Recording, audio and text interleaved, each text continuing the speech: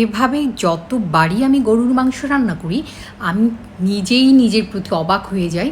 আমি এত ভালো গরুর মাংস কিভাবে রান্না করি নিজেই আসলে বুঝতে পারি না যে টেস্ট থেকে আসে।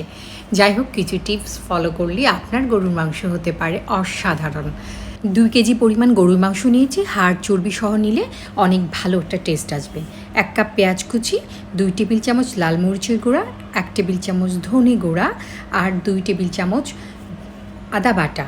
একটা বড় সাইজের রসুন নিয়ে নিয়েছি, বেশ বড়, ছোট হলে 2টা। আর 1.5 চা চামচ পরিমাণ জিরা গুঁড়া, গরম মশলা পাউডার দিয়েছি এখানে 1/2 চা চামচ পরিমাণ, আর কিছু বাদাম বাটা দিয়েছি 3 টেবিল চামচ পরিমাণ, লবণ দিয়ে দিয়েছি। আর গরম মশলা দিয়েছি অ্যাজ ইউজুয়াল যা ব্যবহার হয়, তেজপাতা, এলাচ, দারুচিনি, লবঙ্গ আর কয়েকটা গোলমরিচ। 1 কাপ তেল দিয়ে ভালো করে আমি মাখিয়ে নেব। 1/3 কাপ টক দই দিয়ে দিয়েছি। টক দই আমার বাসায় বানানো, খুব সহজে আপনি দুধের মধ্যে একটু ভিনেগার দিয়ে ইজিলি বানিয়ে নিতে পারেন, অত ঝামেলার কিছু নেই। খুব ভালো করে আমি মাখিয়ে নিয়েছি। একটু সময় নিয়ে ভালো করে মাখিয়ে নিলে মাংসের সঙ্গে মশলাটা এত ভালো মিশবে যেটা রান্না করলে অসাধারণ হবে। একটু হাতটা ধুয়ে শুধু একটু পানি দিয়েছি, তারপর মাঝারি আছে এটাকে রান্না করছি।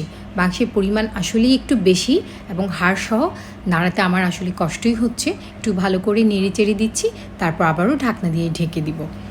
মাংসটা যখন সেদ্ধ হয়ে আসবে তারপর এখানে আধা কাপ পেঁয়াজ বেরেস্তা আমি ভেঙে ভেঙে দিয়ে দিচ্ছি, আর কিছুটা লবণ দিয়ে অ্যাডজাস্ট করে নিচ্ছি। মাংসটা কিন্তু অলরেডি সেদ্ধ করা হয়ে গেছে, যতটুকু পানি লাগে সে পানি দিয়ে অলরেডি সেদ্ধ করেছি। ভিডিও আসলে অনেক লম্বা হয়ে গেলে দেখতে কষ্ট হয়, এতটা সময় হয় না, সে কারণে আমি শর্ট করে দিয়েছি।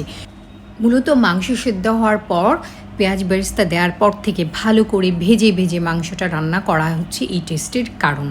অসাধারণ একটা কালার এবং অসাধারণ একটা টেস্ট, আমি জাস্ট বলে বোঝাতে পারবো না। আবারও নেড়ে চেড়ে দিচ্ছি, আর মাঝে মধ্যে একটু ঢাকনা দিয়ে ঢেকে দিচ্ছি, তাতে করে ফ্লেভারটা খুব ভালো যাবে, মাংসটা আরও সুপার সফট হবে। এই মাংসটা পোলাও, সাদা ভাত কিংবা রুটি, পরোটা যেটার সঙ্গেই পরিবেশন করেন না কেন, এক কথায় অসাধারণ, সুপার। আপনার রান্নাটা যদি স্পেশালি না হয় তাহলে আসলে একটু ঘাটতি থাকে আমার মনে হয়। যাই হোক, আশা করি আজকে ভিডিওটি ভালো লেগেছে। ভালো লাগলে আমার চ্যানেলের সাথে থাকবেন আশা করি। খাবেন যখন ভালোটাই খান, রান্না হোক আয়ের মাধ্যম।